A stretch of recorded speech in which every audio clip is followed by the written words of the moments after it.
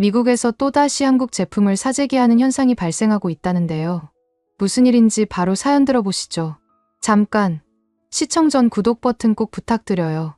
안녕하세요. 저는 레이첼 킴벌리입니다. 로스앤젤레스에서 푸드테라피 심리상담사로 일하고 있어요. 35년을 살아오면서 가장 확신하게 된 것이 하나 있다면 바로 식사는 감정의 언어라는 점이거든요. 매일 아침 상담실 문을 열면서 제일 먼저 하는 일은 오늘 사용할 식재료들을 점검하는 것입니다. 상담실 한쪽 벽면을 가득 채운 선반에는 세계 각국의 향신료들이 정갈하게 정리되어 있어요. 인도산 터메릭의 노란빛부터 시작해서 모로코산 계피의 갈색, 멕시코산 치폴레의 검붉은 색까지. 각각의 색깔은 단순한 시각적 자극이 아니라 내담자들의 감정을 깨우는 신호탄 역할을 합니다. 조리대 옆에는 크고 작은 냄비들이 크기별로 걸려 있고 그 아래쪽에는 각종 조리 도구들이 용도별로 분류되어 있어요. 프랑스제 무쇠 냄비, 이탈리아산 파스타 포크, 독일산 스테인리스 국자까지. 이 모든 것들이 제 치료 도구입니다. 일반적인 상담실에서 볼 수 있는 노트북과 펜 대신 저는 이 도구들로 내담자들의 마음을 어루만집니다. 푸드테라피는 단순히 음식을 함께 만들어 먹는 것이 아닙니다. 요리 과정에서 나타나는 내담자들의 행동 패턴, 특정 맛에 대한 반응, 그리고 음식과 연결된 기억들을 통해 심리적 치유를 도모하는 전문적인 상담 기법이에요. 손을 움직이고, 향을 맡고, 맛을 보면서 자연스럽게 방어 기제가 낮아지거든요. 말로는 표현하기 어려운 깊은 감정들이 요리라는 매개체를 통해 서서히 드러나는 것입니다. 특히 매운 음식에 대한 연구는 제 전문 분야 중 하나입니다. 콜로라도 대학에서 심리학 박사과정을 마치고 나서 지난 7년간 수집한 임상 사례들을 분석해보면 적절한 매운맛이 스트레스 호르몬인 코르티솔 수치를 현저히 낮추는 효과를 보였어요. 캡사이신이 체내에서 엔도르핀과 도파민 분비를 촉진시키면서 자연스러운 진통 효과와 함께 기분 상승을 도와주는 거죠. 이는 단순한 미각적 자극을 넘어서 신경화학적 변화를 일으키는 치료적 개입이라고 볼 수 있습니다. 제가 주로 활용하는 매운 식재료들은 대부분 중남미와 지중해 지역에서 가져온 것들이었어요. 멕시코산 할라피뇨와 세라노 고추, 스페인산 파프리카, 터키산 우르파 비베르까지. 각각의 고추가 가진 독특한 매운맛의 성질과 그것이 인체에 미치는 심리적 영향에 대해 체계적으로 연구해왔습니다. 오늘도 어김없이 첫 번째 내담자를 맞이했습니다. 소피진, 24살의 한국계 대학생이에요. 불안장애로 치료받고 있는데 최근 들어 약물 치료에 대한 거부감이 강해지고 있었거든요. 벤조디아제핀 계열의 항불안제를 복용하면서 나타나는 인지적 둔화와 의존성에 대한 우려 때문이었습니다. 소피는 늘 상담실 문을 열고 들어올 때 어깨를 잔뜩 움츠리고 있어요. 마치 세상의 모든 무게를 혼자 짊어지고 있는 것처럼 보입니다. 지난주부터는 학교 과제 스트레스가 더욱 심해졌다고 했거든요. 졸업 논문 준비와 동시에 인턴십 지원까지 겹치면서 수면 패턴이 완전히 깨져버렸다고 하더라고요. 오늘은 소피에게 매운 요리 체험을 제안했습니다. 약물 치료 대신 자연스러운 생화학적 반응을 통한 감정 조절을 시도해보려는 것이었어요. 조리대에 준비해둔 재료들을 하나씩 꺼내면서 설명했습니다. 멕시코산 할라피뇨, 태국산 버드아이 칠리, 인도산 카이엔 페퍼까지. 각기 다른 나라의 매운맛이 가진 특성과 그것이 인체에 미치는 영향에 대해 이야기했어요. 소피의 반응이 흥미로웠습니다. 처음에는 약간의 경계심을 보이더니 제가 꺼낸 향신료들을 하나하나 자세히 살펴보기 시작했어요. 특히 색깔이 선명한 파프리카 파우더를 보면서는 어떤 그리움 같은 감정이 스쳐 지나가는 것 같았습니다. 함께 간단한 아라비아타 파스타를 만들기 시작했습니다. 이탈리아 전통 요리지만 토마토의 산미와 고추의 매운맛이 조화롭게 어우러진 요리였어요.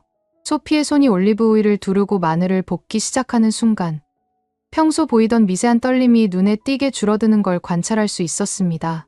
요리하는 과정에서 소피가 흥미로운 이야기를 꺼냈어요. 어린 시절 할머니가 만들어주던 매운 음식들에 대한 기억이었습니다. 정확한 요리 이름은 기억나지 않지만 빨간 양념이 들어간 국물 요리들이 특히 기억에 남는다고 하더라고요. 그 맛을 다시 느껴보고 싶지만 어떻게 만드는지 몰라서 늘 아쉬웠다고 했습니다. 파스타가 완성되어 첫 포크를 입에 넣는 순간 소피의 반응이 예상과 달랐어요. 매운맛에 살짝 놀라기는 했지만 동시에 깊은 안도의 한숨을 내쉬더라고요. 마치 오랫동안 목말랐던 감정이 그 순간 해소되는 것 같았습니다. 매운맛이 주는 자극이 오히려 정신적 긴장을 풀어주는 역설적인 효과를 직접 목격할 수 있었어요. 캡사이신이 통증 수용체를 자극하면서 뇌에서 자연스러운 진통제인 엔도르핀이 분비되는 것이죠. 이는 마치 운동 후 느끼는 러너스 하이와 비슷한 원리였습니다. 두 번째 내담자는 마이크 도슨이었어요. 41살의 전직 소방관으로 현장에서 거푼 트라우마로 인한 외상 후 스트레스 장애로 고생하고 있습니다. 화재 현장에서 구조하지 못한 사람들에 대한 죄책감과 당시의 끔찍한 기억들이 매일 밤 악몽으로 되살아나면서 제대로 잠을 이루지 못하고 있어요. 마이크는 소피와는 완전히 다른 반응을 보였습니다. 매운 음식에 대해 극도로 저항적이었거든요. 어린 시절부터 아일랜드계 가정에서 자란 탓에 순한 맛의 음식만 먹어왔다고 하면서 매운맛은 자신의 위장에 무리를 줄 것이라는 선입견을 강하게 가지고 있었어요. 마이크를 위해 준비한 건 지중해식 로즈마리 치킨이었습니다. 매운맛은 거의 없지만 허브의 향긋함과 레몬의 상큼함이 조화를 이루는 요리였어요. 하지만 조리 과정에서 아주 소량의 카이엔 페퍼를 넣어 미세한 자극을 주려고 했습니다. 마이크는 처음에 고개를 저었어요. 매운 것은 정말 못 먹는다고 하면서 대안을 요구했습니다. 하지만 제가 조리하는 모습을 지켜보는 시선에는 묘한 호기심이 담겨 있었어요. 특히 향신료들의 향이 퍼질 때마다 무의식적으로 깊게 숨을 들이마시는 모습이 인상적이었습니다. 결국 타협점을 찾았어요. 매운맛 없이 순수하게 허브만으로 요리하되 마이크가 원하면 아주 조금씩 매운 소스를 따로 제공하기로 했습니다. 첫 숟가락을 떠먹는 마이크의 표정이 놀라움으로 바뀌었습니다. 예상했던 것보다 훨씬 부드럽고 풍미가 깊었거든요. 흥미롭게도 마이크는 식사 도중에 매운 소스를 요청했어요. 아주 조금만이라고 하면서도 호기심을 참지 못하겠다고 하더라고요. 처음 매운맛을 경험하는 마이크의 반응이 정말 솔직했습니다. 얼굴이 빨갛게 달아오르면서도 계속 더 먹고 싶어하는 모습이었어요. 그날 상담이 끝난 후 마이크는 처음으로 여유로운 표정을 지었습니다. 평소 굳게 닫혀있던 입가에 미소가 번졌고 어깨의 긴장도 많이 풀려 보였어요. 다음 날 아침 전화를 받았는데 몇 주 만에 처음으로 악몽 없이 깊은 잠에 빠져들었다고 알려왔습니다. 이런 사례들이 쌓이면서 매운 음식이 가진 치료적 가능성에 대해 더 깊이 연구하게 되었어요. 하지만 제가 알고 있는 서구의 매운맛들은 어딘가 한계가 있다는 느낌이 들기 시작했습니다. 할라피뇨는 너무 직접적이고 카이엔은 너무 자극적이었거든요. 뭔가 더 복합적이고 균형 잡힌 매운맛이 필요하다는 생각이 들었어요. 그러던 중 우연한 기회에 한국 음식을 접하게 되었습니다. 소피가 어느 날 상담실에 작은 빨간 포장지를 들고 왔어요. 집에서 가져온 라면이라고 하면서 할머니가 좋아하셨던 맛과 비슷할 것 같다고 하더라고요. 포장지에는 BULDAK라는 영어와 함께 불타는 달개 그림이 그려져 있었습니다. 불닭볶음면이라는 이름도 처음 들어봤어요. 소피는 이걸 먹으면서 할머니 생각이 많이 난다고 했습니다. 정확히 같은 맛은 아니지만 어딘가 비슷한 느낌이 있다고 하더라고요. 호기심이 생겨서 소피와 함께 그 라면을 끓여보기로 했습니다. 면을 삶는 동안 퍼지는 향이 지금까지 경험했던 어떤 매운맛과도 달랐어요. 단순히 맵기만 한 것이 아니라 깊고 복합적인 향이 느껴졌습니다. 첫 젓가락을 입에 넣는 순간 충격이었습니다. 분명히 매웠지만 그 매운맛 속에 여러 층의 맛이 숨어 있었어요. 달콤함, 고소함, 그리고 감칠맛까지. 이런 복합적인 매운맛은 처음이었습니다. 소피의 반응은 더욱 놀라웠어요. 평소보다 훨씬 편안한 표정으로 라면을 먹으면서 어린 시절 이야기들을 자연스럽게 풀어놓기 시작했습니다. 마치 이 맛이 잠겨있던 기억의 문을 열어주는 것 같았어요. 그때부터 불닭볶음면에 대한 관심이 생겼습니다. 이게 대체 어떤 원리로 만들어진 건지, 왜 다른 매운 음식들과는 이렇게 다른 반응을 보이는지 궁금해졌거든요. 마이크에게도 제안해봤어요. 처음에는 역시 거부했지만 제가 먼저 먹는 모습을 보고 나서 용기를 내어 시도해봤습니다. 예상외로 마이크도 그 맛에 금세 빠져들었어요. 매우면서도 계속 먹고 싶어지는 신기한 경험이라고 했습니다. 제 상담 일지에는 이런 특이한 사례들이 점점 쌓여가고 있었습니다. 이 한국 라면이 내담자들에게 미치는 효과가 다른 어떤 음식보다도 강력하다는 관찰 기록들이었어요. 단순한 기호품을 넘어서 정서적 안정자 역할을 하고 있었습니다. 하지만 그때만 해도 앞으로 벌어질 일들을 전혀 예상하지 못했습니다. 이 작은 라면 하나가 얼마나 큰 사회적 파장을 일으킬지, 그리고 그것이 제 치료 철학과 방법론에 어떤 근본적인 변화를 가져올지 꿈에도 몰랐거든요. 어느 주말 오후, 평소보다 늦게 마트에 장을 보러 갔습니다. 라면 코너에 도착했을 때 이상한 광경을 목격했어요. 평소에 몇 개씩 있던 불닭볶음면 진열대가 텅 비어 있었습니다. 봉지면뿐만 아니라 컵라면까지 불닭 관련 제품들이 모조리 사라져버린 것이죠. 다음 날 아침 상담실로 출근하면서도 어제 마트에서 본 광경이 계속 머릿속을 맴돌았습니다. 불닭볶음면이 품절된 것 정도는 별일 아니라고 생각했지만 뭔가 석연치 않은 기분이 들었어요. 소피와 마이크에게 그토록 긍정적인 반응을 이끌어냈던 그 라면을 더 이상 구할 수 없다는 사실이 조금 아쉬웠거든요. 하지만 곧 그런 걱정이 현실이 될 줄은 몰랐습니다. 한상우라는 이름의 한국식품 도매업체 사장에게서 걸려온 전화 한 통이 모든 걸 바꿔놓았어요. 한상우는 로스앤젤레스 지역 한국식품 유통을 담당하는 주요 도매상 중 한 명이었습니다. 전화를 받은 순간 한상우의 목소리에서 깊은 우려가 느껴졌어요. 그는 곧바로 본론으로 들어갔습니다. 미국 정부에서 한국산 즉석식품에 대한 관세 인상을 발표했다는 소식이었어요. 기존 관세에서 추가로 15%가 더해진다는 내용이었습니다. 한상우는 이번 주 도매상 회의에서 논의된 내용들을 상세히 설명해줬어요. 2025년 8월부터 시행될 예정인 이 관세 정책은 단순히 세금 몇 % 오르는 문제가 아니었습니다. 한국산 즉석식품의 미국 내 유통 구조 자체를 뒤흔들 수 있는 중대한 변화였거든요. 특히 불닭볶음면 같은 임기 제품들의 경우 수요는 계속 증가하고 있는데 공급 비용이 급격히 상승하게 되는 상황이었어요. 도매업체들로서는 기존 가격을 유지하기 어려워지고 소비자 가격 인상은 불가피한 상황이 되었습니다.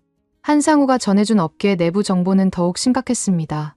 주요 한국식품 제조업체들이 미국 수출량 조절을 검토하고 있다는 것이었어요.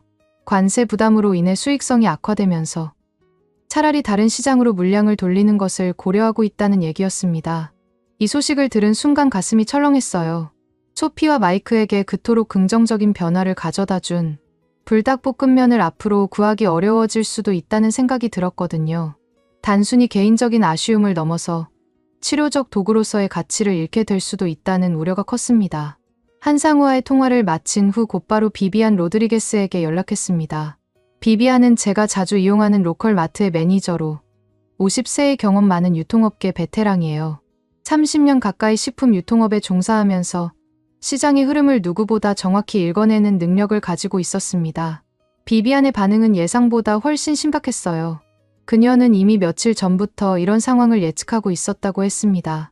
한국 식품 공급업체들로부터 가격 인상 통보를 받기 시작했고 일부 제품들은 아예 공급 중단 가능성까지 언급되고 있다는 것이었습니다. 비비안은 특히 불닭볶음면의 상황이 가장 심각하다고 진단했어요. 워낙 인기가 높아서 평소에도 재고 회전이 빨랐는데 이런 공급 불안정성이 더해지면서 사재기 현상까지 나타나고 있다는 것이었습니다. 실제로 소셜미디어를 확인해보니 비비안의 말이 맞았어요. 인스타그램과 틱톡에는 불닭볶음면을 대량으로 구매한 인증 사진들이 쏟아지고 있었습니다. 젊은이들 사이에서는 마치 게임처럼 번져나가고 있었어요. 누가 더 많이 사재기했는지 경쟁하듯 올리는 게시물들이 연일 화제가 되고 있었습니다. 이런 현상을 보면서 단순한 식품 유통 문제가 아니라는 걸 깨달았어요. 불닭볶음면이 이미 하나의 문화적 현상으로 자리 잡았고 그것이 사라질지도 모른다는 불안감이 집단적 행동으로 나타나고 있는 것이었습니다. 며칠 후 소피가 상담실에 왔을 때 그녀의 첫 마디가 예상대로였어요. 불닭볶음면을 구하지 못했다는 이야기였습니다. 평소 가던 마트들을 모두 돌아봤지만 어디서도 찾을 수 없었다고 하더라고요. 그리고 그 사실이 생각보다 자신에게 큰 스트레스가 되고 있다고 털어놨습니다. 소피의 이야기를 들으면서 놀라운 사실을 발견했어요.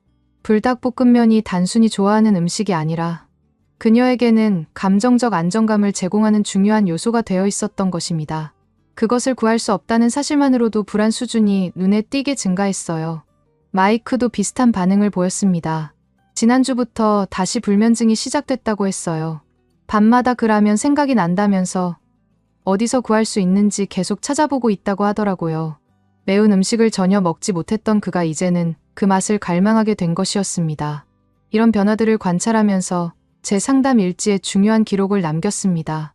특정 음식이 내담자들에게 정서적 안정자 역할을 하고 있으며 그것의 부재가 심리적 상태에 직접적인 영향을 미친다는 내용이었어요. 이는 기존의 푸드 테라피 이론에서 예상했던 것보다 훨씬 강력한 연결고리였습니다. 주말에 다시 마트에 들렀을 때 상황은 더욱 심각해져 있었어요. 불닭볶음면뿐만 아니라 다른 한국 라면들까지 재고가 급격히 줄어들고 있었습니다. 평소 한국 식품 코너에 관심 없던 고객들까지 몰려와서 닥치는 대로 사들이고 있었어요. 비비안과 다시 대화를 나누면서 더 구체적인 정보를 얻을 수 있었습니다. 공급업체들로부터 받은 통보에 따르면 빠르면 이번 주 말부터 일부 제품들의 공급이 완전히 중단될 수 있다는 것이었어요. 관세 인상이 본격적으로 시행되기 전까지는 기존 재고로 버텨야 하는 상황이었습니다. 더 심각한 문제는 재고가 떨어진 후의 상황이었어요. 관세 인상으로 인해 새로 들어오는 제품들의 가격이 현재보다 최소 30% 이상 오를 것으로 예상된다고 했습니다. 이 정도 가격 상승이면 일반 소비자들이 부담하기 어려운 수준이 될 가능성이 높았어요. 이런 상황을 지켜보면서 제가 할 수 있는 일이 무엇인지 고민하기 시작했습니다. 단순히 상담실에서 내담자들과 음식을 나누는 것을 넘어서 더 적극적인 대응이 필요하다는 생각이 들었거든요. 한상우에게 다시 연락해서 상황의 심각성에 대해 더 자세히 물어봤어요. 그는 이미 업계 전체가 비상 상황에 돌입했다고 설명했습니다. 주요 유통업체들이 긴급회의를 소집했고 대안 마련을 위한 논의가 활발히 진행되고 있다고 했어요. 하지만 현실적으로 단기간에 해결될 수 있는 문제가 아니었습니다. 관세 정책은 정부 차원의 결정이고 제조업체들의 수출 전략 변경도 하루아침에 바뀔 수 있는 것이 아니었거든요. 그날 밤 상담 기록들을 다시 살펴보면서 중요한 패턴을 발견했어요. 소피와 마이크뿐만 아니라 다른 내담자들도 비슷한 반응을 보이고 있었습니다. 특정 음식에 대한 접근성이 제한될 때 나타나는 심리적 불안감이 예상보다 훨씬 큰 것이었어요. 이는 단순한 기호 충족의 문제가 아니었습니다. 치료 과정에서 형성된 긍정적 연관성이 그 음식에 대한 의존도를 높였고 그것의 부재가 치료 효과 자체에 영향을 미치고 있는 것이었어요. 며칠 후 상황은 더욱 복잡해졌습니다. 소피가 상담실에 들어서는 순간부터 평소와 다른 분위기가 느껴졌어요. 어깨가 더욱 움츠러들어 있었고 눈가에는 며칠간 제대로 잠들지 못한 흔적이 역력했습니다. 그녀가 가방에서 꺼낸 건 빈 불닭볶음면 용기였어요. 소피는 지난주에 마지막으로 구입한 것이라며 그 용기를 소중히 안고 있었습니다. 마치 잃어버린 보물의 마지막 흔적을 붙잡고 있는 것 같았어요. 그녀의 말에 따르면 그 라면을 먹을 때만큼은 할머니와 함께 있는 것 같은 안정감을 느꼈다고 했습니다. 놀라운 건 소피가 그 빈 용기의 냄새까지 맡고 있다는 것이었어요. 자녀 향만으로도 어느 정도 심리적 위안을 얻고 있는 것 같았습니다. 하지만 그것만으로는 부족했어요. 실제로 먹는 경험이 주는 감각적 만족과 정서적 안정감을 대체할 수는 없었거든요. 호기심이 생겨서 직접 그 용기를 가져다가 냄새를 맡아봤습니다. 정말로 특별한 향이 남아있었어요. 단순히 매운맛의 잔향이 아니라 복합적인 향신료들이 조화를 이룬 독특한 냄새였습니다. 마늘과 양파의 달콤한 향, 참기름의 고소한 냄새, 그리고 그 모든 것을 관통하는 은은한 매운맛의 향까지. 이때 문득 궁금증이 생겼어요. 이 라면이 도대체 어떤 방식으로 만들어진 것일까? 왜 다른 매운 음식들과는 이렇게 다른 반응을 이끌어내는 걸까? 제가 지금까지 연구해온 서구의 매운 음식들과는 분명히 다른 무언가가 있었습니다. 상담이 끝난 후 집에서 불닭볶음면에 대해 본격적으로 조사하기 시작했어요. 인터넷을 통해 찾은 정보들은 정말 흥미로웠습니다. 이 라면이 한국에서 개발될 때부터 상당한 연구와 시행착오를 거쳤다는 사실을 알게 되었어요. 한국의 매운맛 문화에 대한 자료들을 찾아보면서 놀라운 사실들을 발견했습니다. 한국인들은 수백 년 전부터 고추를 이용한 다양한 요리법을 개발해왔고 그 과정에서 매운맛을 단순한 자극이 아닌 복합적인 맛의 층위로 발전시켜왔다는 것이었어요. 특히 김치 발효 과정에서 나오는 유산균과 매운맛의 조합, 된장이나 고추장 같은 발효, 조미료들이 매운맛과 어우러지면서 만들어내는 독특한 풍미 체계가 있었습니다. 이는 제가 지금까지 알고 있던 서구의 매운맛 개념과는 완전히 다른 차원이었어요. 더 놀라운 건 한국의 매운 음식들이 실제로 소화에 도움을 준다는 연구 결과들이었습니다. 캡사이신과 함께 들어가는 각종 발효, 성분들이 장내 미생물에 긍정적인 영향을 미치면서 매운맛을 먹어도 속이 편하다는 것이었어요. 이런 정보들을 정리하면서 왜 소피와 마이크가 불닭볶음면에 그토록 강한 반응을 보였는지 이해할 수 있었습니다. 단순한 매운맛이 아니라 수백 년간 축적된 한국의 발효 문화와 매운맛 조리법이 결합된 결과물이었던 것이죠. 다음 주 마이크와의 상담에서도 비슷한 현상을 관찰할 수 있었어요. 그는 최근 다시 악몽이 시작됐다고 했습니다. 불닭볶음면을 마지막으로 먹은 지 일주일이 지나면서부터였어요. 처음에는 우연의 일치라고 생각했지만 패턴이 너무 명확했습니다. 마이크는 특히 그 라면의 질감에 대해 이야기했어요. 쫄깃한 면발과 진한 소스가 어우러지는 느낌이 마치 자신의 긴장된 신경을 풀어주는 것 같다고 했습니다. 매운맛을 견뎌내는 과정에서 느끼는 성취감도 중요했지만 그보다는 전체적인 식감과 맛의 조화가 더 큰 영향을 미치는 것 같다고 분석했어요. 이런 관찰을 통해 중요한 가설이 떠올랐습니다. 불닭볶음면이 가진 치료적 효과는 단순히 매운맛 자체가 아니라 한국 특유의 복합적인 맛 구조에서 나오는 것일 수도 있다는 생각이었어요. 한국 음식의 특징을 더 깊이 연구하기 위해 지역의 한국문화센터를 방문했습니다. 그곳에서 만난 문화 강사 김영희 씨는 한국 음식의 철학에 대해 정말 인상 깊은 설명을 해주었어요. 김영희 씨에 따르면 한국 음식에서 매운맛은 결코 혼자 존재하지 않는다고 했습니다. 항상 단맛, 짠맛, 신맛, 쓴맛, 감칠맛과 조화를 이루면서 전체적인 균형을 만들어낸다는 것이었어요. 이를 오미조화라고 부른다고 했습니다. 특히 발효 음식들이 가진 복잡한 맛의 층위가 매운맛과 결합되면서 독특한 시너지를 만들어낸다고 설명했어요. 김치, 된장, 고추장 등의 발효식품들이 한국인의 장내 미생물 환경을 특별하게 만들고 그래서 매운 음식을 먹어도 서구인들처럼 속이 쓰리지 않는다는 것이었습니다. 이 이야기를 들으면서 소피와 마이크의 반응이 더욱 이해되었어요. 그들이 경험한 건 단순한 매운맛이 아니라 한국 문화가 오랜 세월에 걸쳐 완성한 맛의 예술품이었던 것입니다. 김영희 씨는 불닭볶음면이 비록 인스턴트 식품이지만 전통적인 한국의 매운맛 조리법을 현대적으로 재해석한 결과물이라고 평가했어요. 그 안에는 고추장의 단맛과 매운맛, 마늘과 생강의 따뜻한 향, 참기름의 고소함, 그리고 각종 아미노산이 만들어내는 감칠맛까지 모든 요소가 정교하게 계산되어 들어가 있다고 했습니다. 상담실로 돌아와서 이런 정보들을 바탕으로 새로운 접근법을 시도해보기로 했어요.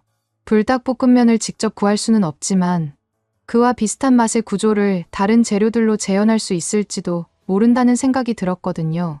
한국 식품점을 돌아다니면서 고추장, 된장, 김치 등의 기본 재료들을 구입했습니다. 다행히 이런 발효식품들은 아직 품귀 현상을 겪지 않고 있었어요. 관세 대상이 주로 즉석식품에 집중되어 있었기 때문이었습니다. 첫 번째 실험 대상은 소피였어요. 고추장을 베이스로 한 볶음국수를 함께 만들어 보기로 했습니다. 고추장의 단맛과 매운맛, 마늘과 생강의 조합, 그리고 참기름의 고소함까지 불닭볶음면의 핵심 요소들을 최대한 구현하려고 노력했어요. 결과는 예상보다 좋았습니다. 소피의 반응이 즉시 달라지는 게 보였어요. 완전히 같지는 않지만 분명히 비슷한 만족감을 얻고 있는 것 같았습니다. 특히 고추장 특유의 복합적인 맛이 그녀에게 안정감을 주는 것 같았어요. 마이크와도 비슷한 실험을 진행했습니다. 그는 매운맛에 대한 저항감이 있었기 때문에 고추장의 비율을 줄이고 대신 된장의 감칠맛을 강화했어요. 놀랍게도 마이크는 이 맛을 더 선호했습니다. 불닭볶음면보다 부드럽지만 여전히 복합적인 맛의 만족감을 얻을 수 있다고 했어요. 이런 실험들을 통해 중요한 발견을 했습니다. 핵심은 매운맛 자체가 아니라 한국 특유의 발효 조미료들이 만들어내는 복합적인 맛의 구조였던 것이에요. 그 구조만 제대로 이해하고 구현한다면 다양한 형태로 응용이 가능했습니다. 상담 일지에 이런 내용들을 정리하면서 새로운 치료 접근법의 가능성을 엿볼 수 있었어요. 단순히 기존의 서구적인 매운 음식들을 사용하는 것이 아니라 한국의 전통적인 맛 철학을 푸드테라피에 접목시키는 것이었습니다. 하지만 여전히 한계는 있었어요. 아무리 비슷하게 만들어도 불닭볶음면 그 자체가 주는 특별한 경험을 완전히 대체할 수는 없었습니다. 소피와 마이크 모두 만족스러워했지만 동시에 원래 그 맛에 대한 그리움을 완전히 해소하지는 못했어요. 특히 소피는 어린 시절 할머니와의 기억과 연결된 감정적 차원에서 여전히 공허함을 느끼고 있었습니다. 맛은 비슷할지 몰라도 그 특별한 라면이 가진 상징적 의미까지는 대체할 수 없었던 것이죠. 이런 상황에서 더 근본적인 해결책이 필요하다는 생각이 들기 시작했어요. 단순히 상담실 내에서의 대안 마련을 넘어서 더 적극적인 방법을 모색해야 할 때가 온 것 같았습니다. 상황이 심각해지기 시작한 건 그 다음 주부터였습니다. 한상으로부터 걸려온 급한 전화를 받고 나서야 사태의 심각성을 제대로 깨달을 수 있었어요. 관세 인상 소식이 공식 발표되면서 불닭볶음면뿐만 아니라 한국산 즉석식품 전체에 대한 공급 문제가 현실로 다가오고 있었습니다. 한상우는 목소리에 깊은 절망감을 담고 있었어요. 지난주 도매업체 연합회의에서 논의된 내용은 예상보다 훨씬 암울했습니다. 주요 한국식품 제조업체들이 미국 수출을 대폭 축소하기로 결정했다는 것이었어요. 관세 부담으로 인한 수익성 악화가 주된 이유였지만 그보다 더 근본적인 문제가 있었습니다. 미국 정부의 이번 조치가 단순한 경제적 정책이 아니라 무역 분쟁의 일환으로 해석되고 있다는 점이었어요. 한국 정부도 맞대응 조치를 검토하고 있다는 소식이 들려왔고 이는 양국 간 식품 교역 전체에 영향을 미칠 수 있는 상황이었습니다. 한상우가 전해준 업계 내부 정보는 더욱 충격적이었어요. 삼양식품을 비롯한 주요 라면 제조업체들이 미국 시장 철수까지 고려하고 있다는 것이었습니다. 15% 관세 인상이 단순히 비용 상승으로 끝나는 것이 아니라 아예 시장에서 퇴출될 위험까지 안고 있다는 뜻이었어요. 특히 불닭볶음면의 경우 이미 생산량의 상당 부분이 미국 수출용이었는데 갑작스러운 수출 중단으로 인해 제조업체 입장에서도 큰 타격을 받을 수밖에 없는 상황이었습니다. 대체 시장을 찾는 것도 쉽지 않은 일이었거든요. 이 소식을 들은 후 곧바로 비비안에게 연락했어요. 그녀의 반응은 예상했던 것보다 훨씬 심각했습니다. 이미 지난주부터 한국식품 공급업체들로부터 계약 해지 통보를 받기 시작했다는 것이었어요. 비비안은 30년 가까운 유통업 경험을 바탕으로 이번 사태를 정확히 분석하고 있었습니다. 단순한 일시적 공급 부족이 아니라 구조적인 변화가 일어나고 있다는 것이었어요. 한국 식품들이 미국 시장에서 설 자리를 잃어가고 있는 상황이었습니다.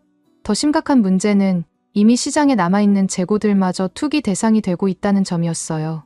온라인 중고거래 플랫폼에서는 불닭볶음면 한 봉지가 평상시 가격의 서너 배에 거래되고 있었습니다. 이는 단순한 품귀 현상을 넘어서 사회적 문제로 번지고 있었어요. 비비안의 예측으로는 현재 시중에 남아있는 재고들이 모두 소진되는데 일주일도 채 걸리지 않을 것 같다고 했습니다. 그 이후에는 정말로 구하고 싶어도 구할 수 없는 상황이 될 거라고 했어요. 이런 상황에서 제가 할 수 있는 일이 무엇인지 진지하게 고민하기 시작했습니다. 단순히 상담실에서 대체제를 찾아주는 것만으로는 충분하지 않다는 생각이 들었거든요. 더 근본적이고 적극적인 해결책이 필요했어요. 먼저 식품 제조업체에 직접 연락해보기로 했습니다. 삼양식품 미국 지사에 이메일을 보내서 현재 상황에 대한 설명과 함께 지속적인 공급 방안에 대해 문의했어요. 푸드테라피 전문가로서 불닭볶음면이 가진 치료적 가치에 대해 상세히 설명하고 환자들에게 미치는 긍정적 영향에 대한 임상 자료도 첨부했습니다. 하지만 며칠을 기다려도 답변은 오지 않았어요. 아마도 수많은 비슷한 요청들로 인해 개별 응답이 어려운 상황인 것 같았습니다. 대기업 입장에서는 개인 상담사의 요청에 우선순위를 둘 수 없는 현실적 한계가 있었겠죠. 다음으로 시도한 건 지역 한인 커뮤니티와의 연대였습니다. 로스앤젤레스 한인회와 한국문화센터에 연락해서 현재 상황에 대해 설명하고 도움을 요청했어요. 불닭볶음면이 단순한 식품이 아니라 문화적 가치와 치료적 의미를 가진 중요한 자원이라는 점을 강조했습니다. 한인회 관계자들의 반응은 생각보다 긍정적이었어요. 이미 이 문제가 한인 커뮤니티 내에서도 큰 이슈가 되고 있었고, 특히 젊은 세대들 사이에서는 문화적 정체성과 연결된 문제로 인식되고 있었습니다. 한인회에서 제안한 해결책 중 하나는 공동구매 방식이었어요. 여러 가정이나 단체가 함께 모여서 대량 주문을 통해 비용을 절감하고 안정적인 공급을 확보하자는 것이었습니다. 하지만 이것도 근본적인 해결책은 아니었어요. 공급 자체가 중단되면 아무리 많은 사람이 모여도 소용없는 일이었거든요. 더 의미 있는 제안은 지역 한국 식당들과의 협력이었습니다. 일부 식당에서는 자체적으로 비슷한 맛의 요리를 개발해서 제공할 의향이 있다고 했어요. 비록 정확히 같은 맛은 아니더라도 한국의 전통적인 매운맛 철학을 바탕으로 한 대안을 만들어 보자는 것이었습니다. 이 제안을 듣고 희망이 생겼어요. 상담실에서 제가 시도했던 실험들과 비슷한 접근법이었지만 전문 요리사들이 참여한다면 훨씬 완성도 높은 결과를 얻을 수 있을 것 같았거든요. 한인타운에 있는 몇 개 식당의 셰프들과 만나서 이야기를 나눠봤습니다. 그들은 이미 이 문제를 심각하게 받아들이고 있었어요. 불닭볶음면이 한국 음식 전체에 대한 관심을 높이는 중요한 역할을 해왔는데 그것이 사라지면 한국 음식 산업 전체에 악영향을 미칠 수 있다고 우려하고 있었습니다. 특히 젊은 셰프 김민수 씨는 이미 자체적으로 불닭 스타일의 요리를 개발하고 있다고 했어요. 전통적인 한국 조리법을 바탕으로 하되 불닭볶음면의 특징적인 맛을 구현하려고 노력하고 있다는 것이었습니다. 김민수 씨가 보여준 시제품을 맛보는 순간 정말 놀랐어요. 완전히 같지는 않았지만 불닭볶음면이 가진 핵심적인 맛의 요소들이 거의 완벽하게 구현되어 있었습니다. 고추장과 고춧가루의 조합, 마늘과 생강의 향, 그리고 각종 아미노산 조미료가 만들어내는 감칠맛까지.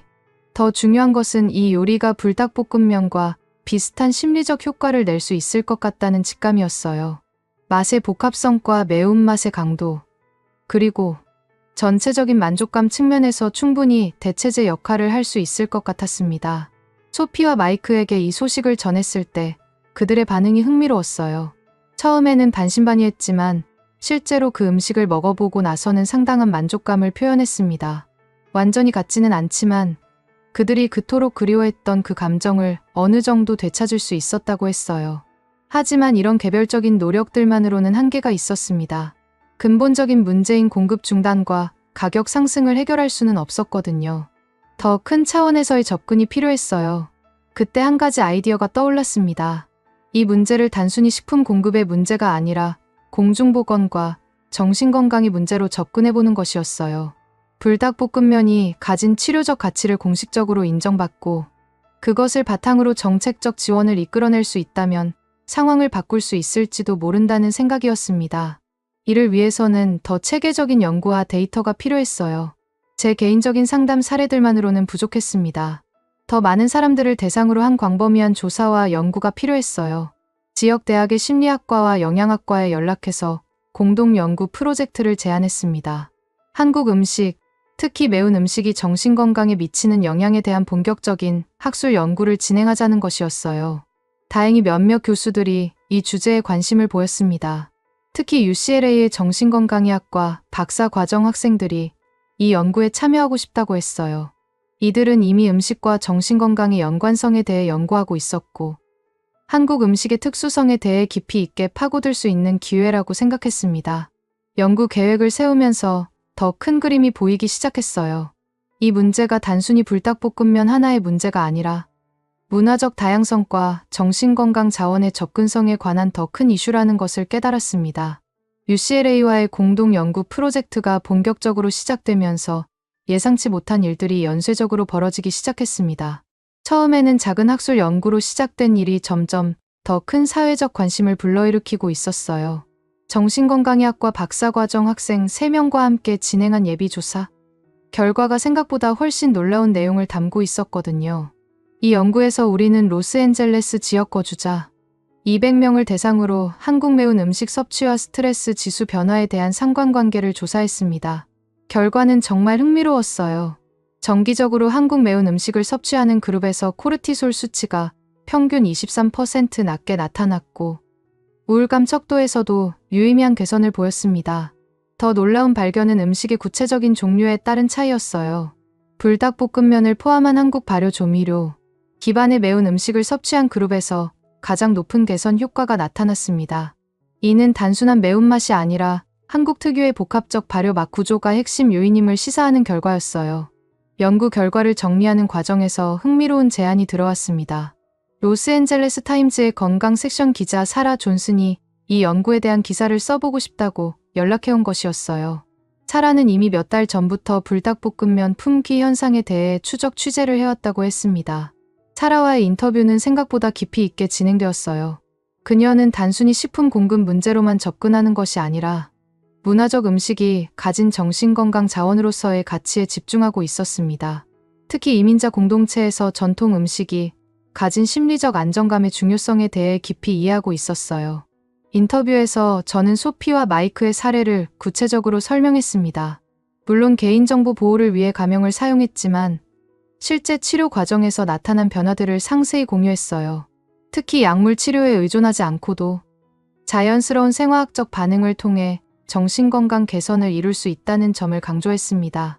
사라가 가장 관심을 보인 부분은 한국 음식이 가진 독특한 치료적 메커니즘이었어요. 서구의 매운 음식들과는 다른 한국 매운맛의 특성, 발효 조미료들이 만들어내는 복합적인 풍미 구조, 그리고 그것이 인체의 신경화학적 반응에 미치는 영향에 대해 깊이 있는 질문들을 던졌습니다. 인터뷰 과정에서 저 자신도 새로운 깨달음을 얻었어요. 지금까지는 개별 내담자들의 치료에만 집중했는데 이 문제가 훨씬 더 큰 사회적 의미를 가지고 있다는 것을 깨달았거든요. 문화적 다양성이 정신건강에 미치는 영향, 전통 음식의 치료적 가치, 그리고 그것을 보호해야 할 사회적 책임까지. 기사가 실린 다음 주 예상치 못한 일들이 연쇄적으로 벌어지기 시작했습니다. 먼저 지역 방송국 KTLA에서 인터뷰 요청이 들어왔어요. 아침 뉴스 프로그램에서 이 이슈를 다루고 싶다는 것이었습니다. 처음에는 망설였지만 더 많은 사람들에게 이 문제의 중요성을 알릴 수 있는 기회라고 생각해서 출연하기로 했어요. 방송 출연은 생각보다 큰 반향을 불러일으켰습니다. 방송 직후부터 시청자들의 전화와 이메일이 쏟아져 들어오기 시작했어요. 대부분이 비슷한 경험을 했다는 공감의 메시지들이었습니다. 한국 음식을 먹을 때 느끼는 특별한 위안과 안정감, 그리고 그것을 구하지 못할 때의 상실감에 대한 이야기들이었어요. 특히 인상 깊었던 것은 한국계 미국인들의 반응이었습니다. 많은 분들이 어린 시절 할머니나 어머니가 해주던 음식에 대한 그리움과 향수를 표현했어요. 불닭볶음면이 비록 인스턴트 식품이지만 그 안에 담긴 한국의 맛이 자신들에게 정체성과 소속감을 제공해 주었다는 이야기들이었습니다. 더 놀라운 것은 한국계가 아닌 다른 민족 출신 사람들의 반응이었어요. 멕시코계, 이탈리아계, 중국계 미국인들이 자신들의 전통 음식에 대한 비슷한 경험을 공유하기 시작했습니다. 음식이 단순한 영양 공급원이 아니라 문화적 정체성과 정서적 안정감의 근원이라는 공통된 이해가 형성되고 있었어요. 이런 반응들을 보면서 이 문제가 불닭볶음면 하나의 문제가 아니라는 것을 더욱 확실히 깨달았습니다. 이민자 공동체의 정신건강과 문화적 권리에 관한 더 큰 이슈였던 것이죠. 방송 출연 후 일주일이 지나자 더욱 놀라운 일들이 벌어지기 시작했습니다.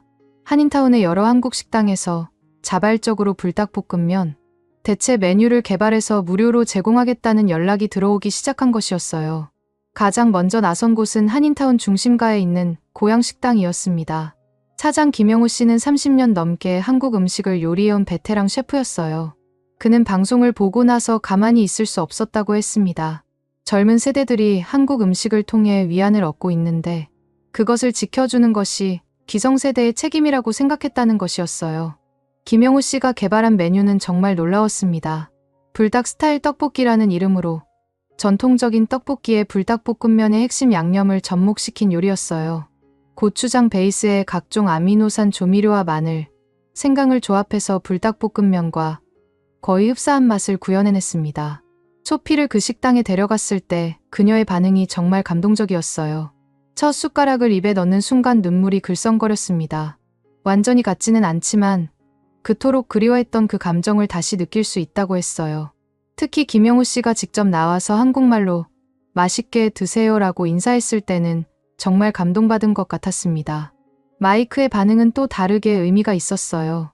그는 이 식당에서 한국 문화를 직접 경험할 수 있어서 좋다고 했습니다. 단순히 맛을 즐기는 것을 넘어서 그 음식이 탄생한 문화적 배경까지 이해할 수 있게 되었다는 것이었어요. 다른 식당들도 연이어 참여하기 시작했습니다. 서울 가든에서는 불닭 스타일 비빔밥을, 부산 횟집에서는 불닭 스타일 라면을 개발했어요. 각 식당마다 자신들만의 독특한 해석을 가미해서 다양한 변주곡들이 만들어지고 있었습니다. 이런 움직임이 확산되면서 한인 커뮤니티 전체에 새로운 활력이 생기기 시작했어요. 젊은 세대와 기성세대가 음식을 매개로 소통하는 새로운 기회가 만들어진 것이었습니다. 할머니, 할아버지 세대가 가진 전통적인 요리 기술과 젊은 세대가 좋아하는 현대적인 맛이 만나는 지점이었어요. 한상우도 이런 변화에 깊은 감동을 받았다고 했습니다. 도매업자로서 단순히 상품을 유통하는 것을 넘어서 한국 문화를 전파하고 공동체를 연결하는 중요한 역할을 하고 있다는 자부심을 느꼈다고 하더라고요. 하지만 여전히 근본적인 문제는 해결되지 않았어요. 이런 개별적인 노력들도 중요하지만 정책적 차원에서의 변화가 없다면 한계가 있을 수밖에 없었습니다. 관세 문제와 공급 중단 문제는 여전히 해결되지 않은 상태였거든요. 그때 새로운 기회가 찾아왔습니다. 캘리포니아 주 의회에서 이 문제에 관심을 보이기 시작한 것이었어요. 특히 로스앤젤레스 지역구를 대표하는 주 하원의원 마이클 천이 이 이슈를 공식적으로 제기하겠다고 나선 것이었습니다. 마이클 천은 한국계 미국인으로 이민자 공동체의 권익 보호에 오랫동안 힘써온 정치인이었어요. 그는 이 문제를 단순한 무역 분쟁이 아니라 공중보건과 문화적 권리의 관점에서 접근해야 한다고 주장했습니다. 마이클 천의 사무실에서 연락이 와서 정책 자문을 요청받았을 때 정말 놀랐어요. 제가 수집한 연구 데이터와 임상 사례들이 정책 입안에 실제로 활용될 수 있다는 것이었습니다. 이는 단순한 학술 연구를 넘어서 실질적인 사회 변화를 이끌어낼 수 있는 기회였어요. 마이클 천 의원과의 첫 만남은 정말 인상적이었습니다. 그의 사무실에 도착했을 때 벽면 가득히 걸린 사진들이 눈에 들어왔어요. 한국전쟁 참전용사들과의 만남, 한인 커뮤니티 행사 참석 모습, 그리고 다양한 이민자 단체들과의 협력 장면들이었습니다. 이런 배경을 보니 왜 그가 이 문제에 특별한 관심을 보이는지 이해할 수 있었어요. 마이클 천은 제가 가져간 연구 자료들을 정말 꼼꼼히 검토했습니다. UCLA 공동연구팀이 작성한 보고서의 모든 페이지를 하나하나 살펴보면서 핵심 데이터들에 대해 구체적인 질문을 던졌어요. 특히 한국 음식의 정신건강 개선 효과에 대한 통계적 유의성과 표본의 대표성에 대해 깊이 있게 논의했습니다. 가장 중요한 논의는 이 문제를 어떤 관점에서 접근할 것인가였어요.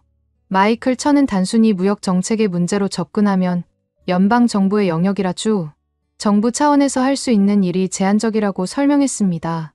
하지만 공중보건과 문화적 다양성의 관점에서 접근한다면 충분히 주 정부 차원에서도 의미 있는 정책을 만들 수 있다는 것이었어요.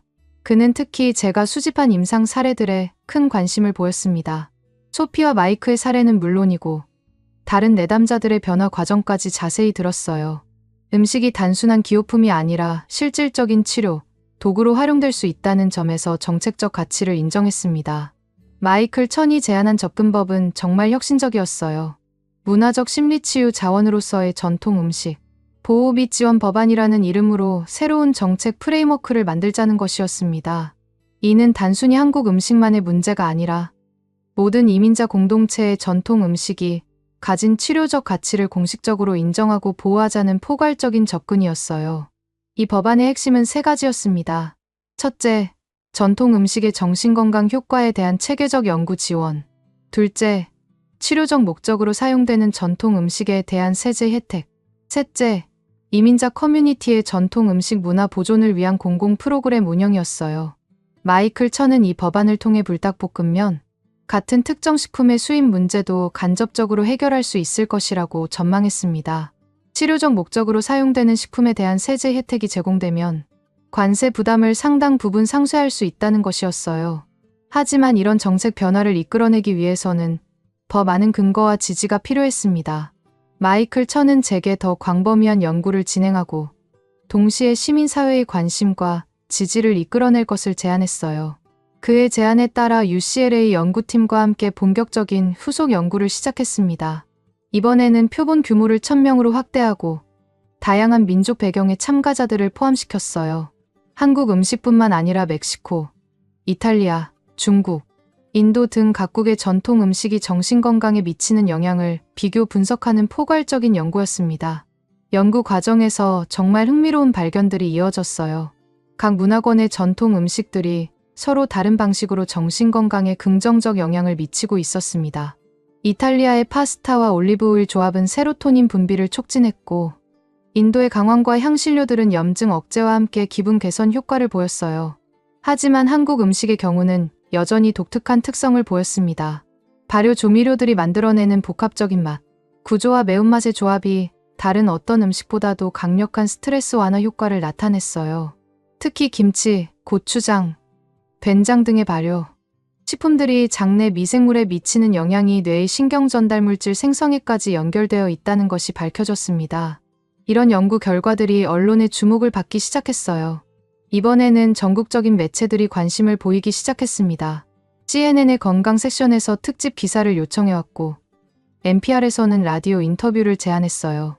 CNN 인터뷰는 특히 의미가 있었습니다. 전국 방송을 통해 이 이슈가 단순히 로스앤젤레스 지역의 문제가 아니라 전국적인 관심사라는 것을 보여줄 수 있었거든요. 인터뷰에서 저는 한국 음식의 독특한 치료적 메커니즘에 대해 설명하고 동시에 모든 전통 음식이 가진 문화적, 치료적 가치에 대해 강조했습니다. 방송 후 반응은 예상을 뛰어넘었어요. 전국 각지에서 비슷한 경험을 가진 사람들의 연락이 쏟아져 들어왔습니다. 뉴욕의 한국계 미국인, 시카고의 중국계 가정, 텍사스의 멕시코계 커뮤니티까지 모두가 자신들의 전통 음식이 가진 특별한 의미와 그것을 지켜야 할 필요성에 대해 공감하고 있었어요. 이런 관심이 확산되면서 예상치 못한 연락이 들어왔습니다. 삼양식품 본사에서 직접 연락해온 것이었어요. 불닭볶음면이 미국에서 이런 사회적 이슈가 되고 있다는 소식을 듣고 회사 차원에서 적극적인 대응을 검토하고 있다는 내용이었습니다.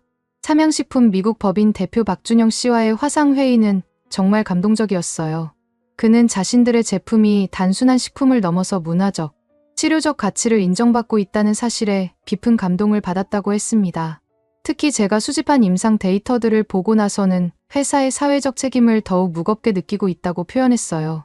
박준영 대표는 관세 문제로 인한 공급 중단이 단순한 비즈니스 손실이 아니라 실제로 도움을 받고 있는 사람들에게 피해를 주는 일이라는 것을 깨달았다고 했습니다. 회사 차원에서 어떤 방식으로든 지속적인 공급을 보장할 방법을 찾아보겠다고 약속했어요. 더 놀라운 소식은 삼양식품이 제게 공식적인 감사패를 전달하고 싶다는 것이었습니다. 자신들의 제품이 가진 숨겨진 가치를 발견하고 널리 알린 공로를 인정한다는 의미였어요. 한국의 작은 라면 회사가 미국의 심리상담사에게 감사패를 전달한다는 것 자체가 정말 특별한 일이었습니다. 감사패 전달식은 한인타운의 문화센터에서 열렸어요. 생각보다 많은 사람들이 참석했습니다. 한인 커뮤니티 관계자들, 지역 정치인들, 그리고 제 연구에 참여했던 내담자들까지.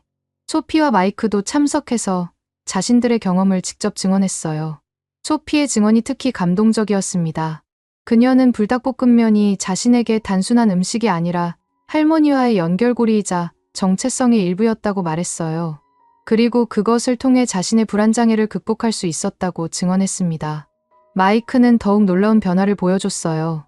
그는 이제 지역 상담센터에서 자원봉사를 하고 있다고 발표했습니다. 자신이 받은 도움을 다른 사람들에게도 전하고 싶다는 마음에서 시작한 일이라고 했어요. 특히 PTSD로 고생하는 다른 참전용사들에게 음식을 통한 치료법을 소개하는 역할을 하고 있다고 했습니다. 이 행사를 통해 정말 많은 것을 깨달았어요. 제가 시작한 작은 연구가 이렇게 큰 변화를 만들어낼 수 있다는 것. 그리고 음식이 가진 힘이 생각보다 훨씬 크다는 것. 무엇보다 서로 다른 문화 배경을 가진 사람들이 음식을 통해 하나로 연결될 수 있다는 가능성을 확인할 수 있었어요. 하지만 가장 의미 있었던 건 한국 음식, 나아가 한국 문화에 대한 새로운 이해였습니다. 처음에는 단순히 치료적 도구로만 바라봤던 불닭볶음면이 실제로는 수백 년간 축적된 한국인들의 지혜와 철학이 담긴 문화적 유산이라는 것을 깨달았거든요. 김치의 발효 기술, 고추장의 숙성 과정, 그리고 각종 양념들의 조화. 이 모든 것들이 단순한 요리 기법이 아니라 건강하게 살아가기 위한 조상들의 지혜였던 것입니다. 매운맛도 단순히 자극적인 맛이 아니라 몸과 마음을 건강하게 만드는 치료법이었어요. 감사패 전달식 이후 몇 주가 지나면서 놀라운 변화들이 연쇄적으로 일어나기 시작했습니다. 가장 먼저 나타난 변화는 로스앤젤레스시 차원에서였어요. 시장 에릭 가르세티의 사무실에서 연락이 와서 심리적 회복, 식문화 프로젝트를 공식 시정책으로 채택하고 싶다는 제안을 받았습니다. 이 프로젝트의 핵심은 다양한 문화권의 전통, 음식을 활용한 정신건강 프로그램을 시 전체로 확산시키는 것이었어요. 제가 개발한 푸드 테라피 모델을 다른 문화권에도 적용해서 각 커뮤니티의 고유한 음식, 문화를 치료 자원으로 활용하자는 것이었습니다. 시 보건국과의 첫 회의에서 정말 흥미로운 논의가 오갔어요. 담당 국장 마리아 로드리게스는 이미 라티노 커뮤니티에서 비슷한 현상을 관찰하고 있었다고 했습니다. 전통적인 몰래 소스나 칠레 요리들이 이민자들에게 정서적 안정감을 제공하고 있다는 보고들이 들어오고 있었다는 것이었어요. 더 놀라운 것은 이탈리아계 커뮤니티에서도 비슷한 연구를 진행하고 있다는 소식이었습니다. 토마토 소스와 올리브 오일을 기반으로 한 전통 요리들이 치매, 예방과 우울증 완화에 효과가 있다는 예비 연구 결과가 나오고 있다고 했어요. 이런 다양한 사례들을 종합해보니 제가 발견한 한국 음식의 치료적 효과가 결코 예외적인 현상이 아니라는 것을 알 수 있었습니다. 각 문화권마다 고유한 방식으로 음식을 통한 치유의 지혜를 축적해왔고 현대 과학이 그것을 뒷받침하고 있는 것이었어요. 시 보건국에서 제안한 파일럿 프로그램은 정말 혁신적이었습니다. 각 지역별로 대표적인 문화 커뮤니티를 선정해서 전문 푸드 테라피스트를 배치하고 그 지역의 전통 음식을 활용한 정신건강 프로그램을 운영하자는 것이었어요. 한인타운에서는 당연히 제가 담당하기로 했고 다른 지역에서는 해당 문화권 출신의 전문가들이 참여하기로 했습니다. 특히 흥미로웠던 것은 각 프로그램이 서로 연계되어 문화 간 교류도 이루어진다는 점이었어요. 프로그램이 본격적으로 시작되면서 상담실에도 큰 변화가 생겼습니다. 기존의 소피와 마이크 같은 개별 내담자들뿐만 아니라 그룹 세션도 운영하게 되었어요. 특히 한국계 청소년들을 대상으로 한 정체성 회복 프로그램이 큰 호응을 얻었습니다. 이 프로그램에서 가장 인상 깊었던 것은 세대 간 소통의 회복이었어요. 할머니 세대가 가진 전통 요리 기법과 젊은 세대가 선호하는 현대적 취향이 만나는 지점에서 새로운 형태의 가족 유대가 형성되고 있었습니다. 특히 한 가족의 사례가 정말 감동적이었어요. 16살 수진이라는 학생은 한국어도 제대로 못하고 한국 음식도 별로 좋아하지 않는 전형적인 이민 2세대였습니다. 하지만 프로그램에 참여하면서 할머니와 함께 김치를 담그는 경험을 하게 되었어요. 처음에는 매운 냄새와 복잡한 과정 때문에 싫어했지만 점차 그 과정에서 할머니의 이야기를 듣게 되면서 변화가 시작되었습니다. 할머니가 어린 시절 한국에서 겪었던 어려움, 미국으로 오면서 느꼈던 외로움, 그리고 음식을 통해 그것을 극복해온 과정들을 알게 된 것이죠. 수지는 김치의 맛이 변해가는 과정을 관찰하면서 자신의 정체성에 대해서도 새롭게 생각해보게 되었다고 했어요. 처음에는 시고 맵기만 했던 김치가 시간이 지나면서 깊고 복합적인 맛으로 변해가는 것처럼 자신도 여러 문화적 배경이 조화를 이루는 독특한 존재라는 것을 깨달았다는 것이었습니다. 이런 변화들을 지켜보면서 음식이 가진 힘에 대해 더욱 깊이 이해하게 되었어요. 단순히 영양을 공급하거나 맛을 즐기는 것을 넘어서 세대와 문화를 연결하고 정체성을 형성하는 중요한 매개체 역할을 하고 있었습니다. 한편으로는 학술적인 성과도 계속 쌓여가고 있었어요. UCLA와의 공동 연구가 확장되면서 이제는 국제적인 관심도 받기 시작했습니다. 한국의 서울대학교 식품영양학과에서 공동 연구를 제안해왔고 일본의 도쿄대학에서도 비슷한 연구를 진행하고 싶다는 의사를 표명했어요. 특히 서울대학교와의 협력은 정말 의미가 있었습니다. 한국 현지에서 직접 전통 발효 기술을 연구하고 있는 전문가들과 협력해서 한국 음식의 치료적 메커니즘을 더욱 과학적으로 규명할 수 있게 되었거든요. 서울대 김영숙 교수팀의 연구 결과는 정말 놀라웠어요. 김치나 된장 같은 전통 발효 식품들이 장내 미생물 다양성을 증가시키고 이것이 세로토닌과 도파민 같은 신경 전달 물질의 생성에 직접적인 영향을 미친다는 것이 실험을 통해 입증되었습니다. 더욱 흥미로운 발견은 매운맛과 발효맛의 상호작용이었어요. 캡사이신이 발효 과정에서 생성된 유익균의 활성을 더욱 증진시키면서 단순한 매운맛이나 발효맛만으로는 얻을 수 없는 시너지 효과를 만들어낸다는 것이었습니다. 이런 과학적 근거들이 축적되면서 학계의 인정도 받기 시작했어요. 미국 영양학회에서 제 연구를 바탕으로 한 논문 발표를 요청해왔고 국제정신건강학회에서도 키노트 스피치를 제안했습니다. 하지만 가장 의미 있었던 것은 연방정부 차원에서의 관심이었어요. 국립보건원에서 전통 음식의 치료적 가치에 대한 대규모 연구 프로젝트를 제안해온 것이었습니다. 이는 단순히 학술적 호기심을 넘어서 실제 보건 정책에 반영할 수 있는 근거를 마련하겠다는 의지의 표현이었어요. 더 놀라운 소식은 의회에서의 움직임이었습니다. 마이클 천 의원이 추진했던 문화적 심리치유 자원보호법이 실제로 의회 청문회에 상정되게 되었다는 것이었어요. 제가 참고인으로 출석해서 증언하게 될 예정이라고 했습니다. 청문회 준비 과정에서 정말 많은 것을 배웠어요. 정책 입안자들이 어떤 관점에서 이 문제를 바라보는지, 그리고 학술 연구 결과가 실제 정책으로 이어지기 위해서는 어떤 조건들이 필요한지 깊이 이해할 수 있었습니다. 특히 인상 깊었던 것은 초당적 지지를 받고 있다는 점이었어요. 보수적인 공화당 의원들도 이민자 공동체의 정신건강과 문화적 권리를 보호하는 것에 대해서는 긍정적인 반응을 보이고 있었습니다. 이는 단순한 정치적 이슈가 아니라 인간의 기본적인 권리와 관련된 문제라는 인식이 확산되고 있다는 의미였어요. 청문회 당일 정말 많은 사람들이 방청석을 가득 메웠습니다. 한국계뿐만 아니라 다양한 이민자 커뮤니티 대표들이 참석했어요. 소피와 마이크도 와서 응원해 주었고 삼양식품 관계자들도 한국에서 특별히 날아와 참석했습니다. 제 증언은 20분 정도 진행되었어요.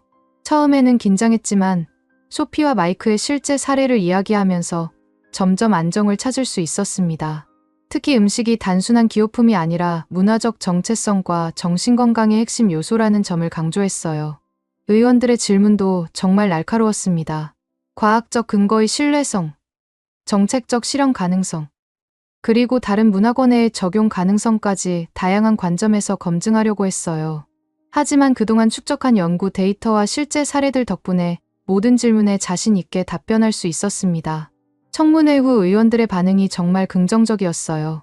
여야를 막론하고 이 법안의 필요성에 대해 공감하고 있다는 것을 느낄 수 있었습니다.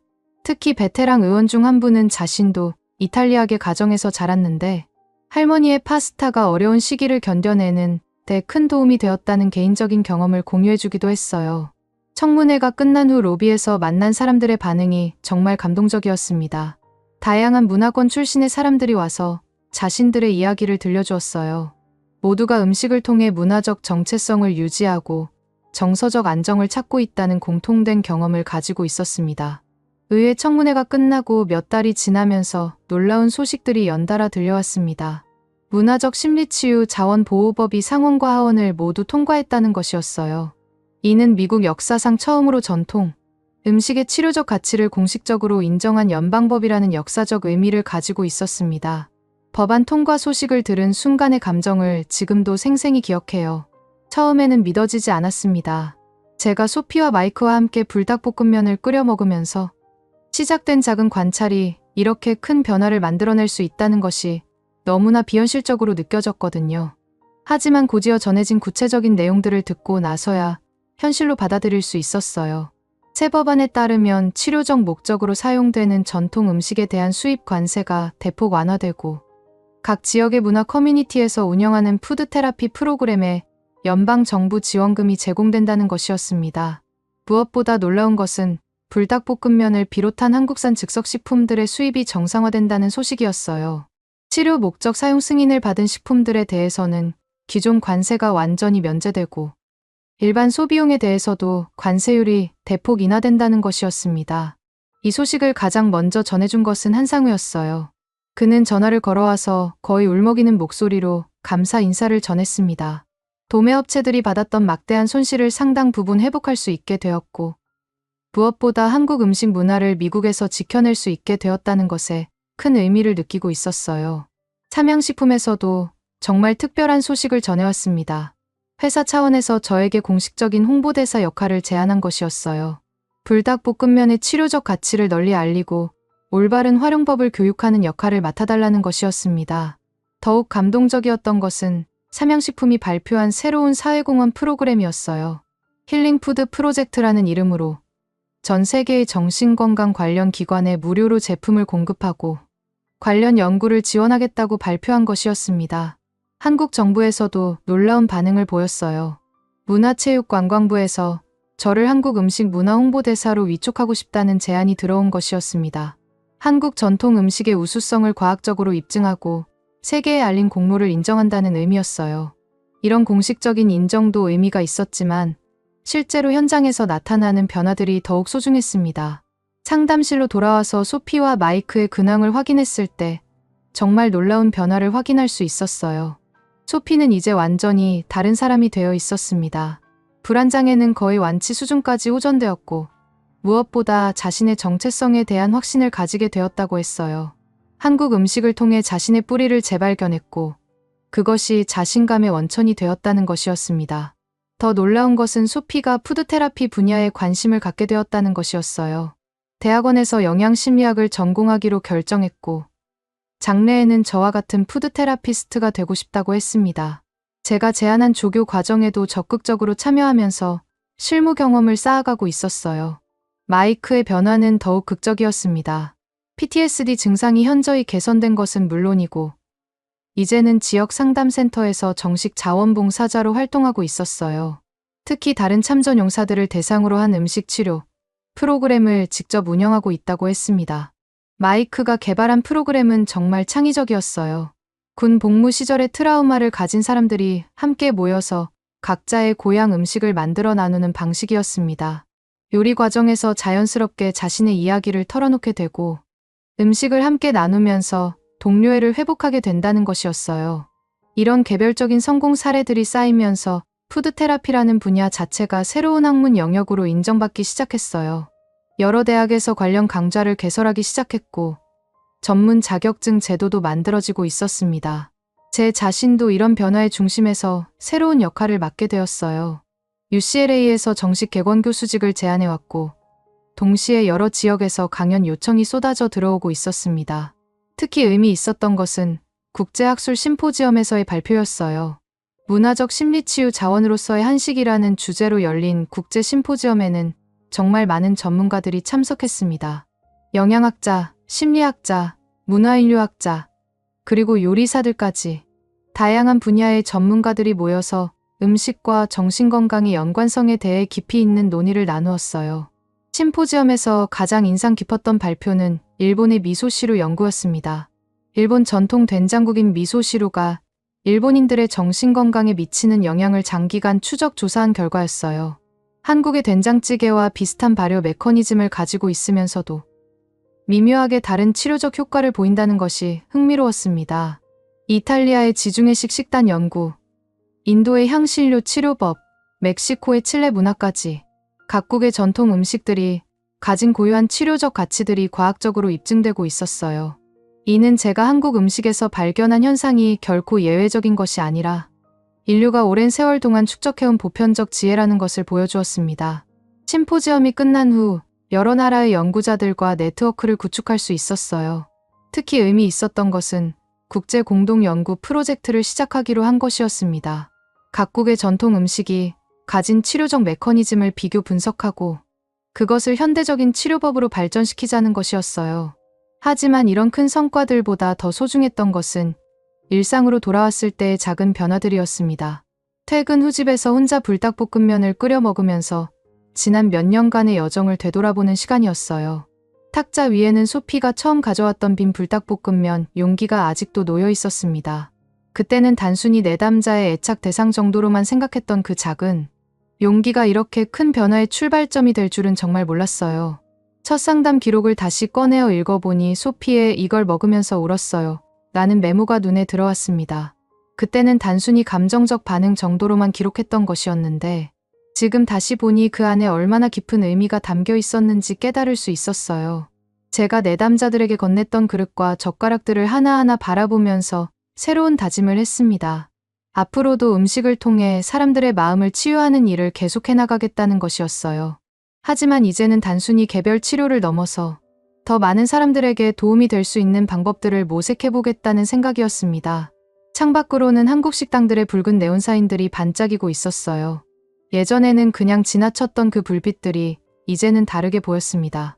각각의 식당이 누군가에게는 고향의 맛을, 누군가에게는 치유의 순간을 제공하는 소중한 공간이라는 것을 알게 되었거든요. 나레이션처럼 마음속에서 떠오르는 문장이 있었어요.